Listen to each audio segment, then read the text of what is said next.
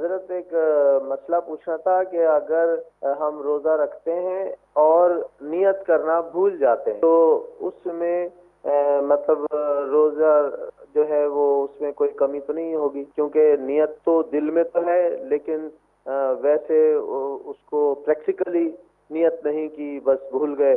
तो इस पर जरा कुछ फरमा दीजिएगा। देखिए, नियत तो दिल के इरादे को कहते हैं। दिल में पुख्ता इरादा है कि रोज़ा रखूँगा, तो इस सूरत के अंदर ये नियत काफ़ी है। ज़बान से अगर अल्फाज नियत अरबी में या उर्दू में या अपनी मादरी ज़बान में ना भी कहे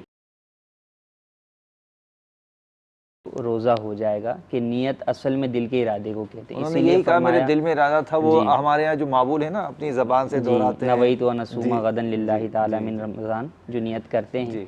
तो उस नियत को अगर नहीं किया या किसी को नहीं आती वो नियत, तो इस सूरत के अंदर अगर दिल में इरादा है तो इस सूरत में रोज़ा हो जाएगा। इसीलिए फरमाया कि सहरी खाना, जी जी तो सहरी खाता है जो शख्स शहर में उठकर, तो उसका इरादा होता है कि भाई रोज़ा रखने के लिए सहरी खा रहा हूँ, तो सहरी खाने को भी नियत करार दिया है सही। कि सहरी खाने का जो ये अमल है ये रोज़ा रखने पर दलालत करता है। हाँ, ठीक। अगर कोई शख्स जो है वो सहरी खा रहा है और साथ में ये नियत कर रहा है कि मैं रोज़ा नहीं रखूँगा, तो ये सहरी खाना उसका जो है वो रोज़े के लिए नाश्ता हो नियत जाएगा। करार नहीं करार पाएगा, बल्कि नाश्ता हो जाएगा। सही। लेकिन अगर जो है वो रोज़े के लिए सहरी करता है या दिल में उसका इरादा है, तो इस सूरत के अंदर जो है वो रोज़ा रख सकता है। और अगर नहीं भी की, सहरी के वक्त भी नियत नहीं की या देर से आँख खुली है, तो इस सूरत में भी जो रोज़ा रमज़ान है, फ़र्ज़ और नफिल रोज़ा है, इसके अंदर ज़हवा कुबरा से पहले पहले, जिसे अवाम ज़वाल का वक्त कहते हैं, उस वक्त से पहले पहले नियत अगर कर लेगा तो जी। भी रोज़ा उसका हो जाएगा।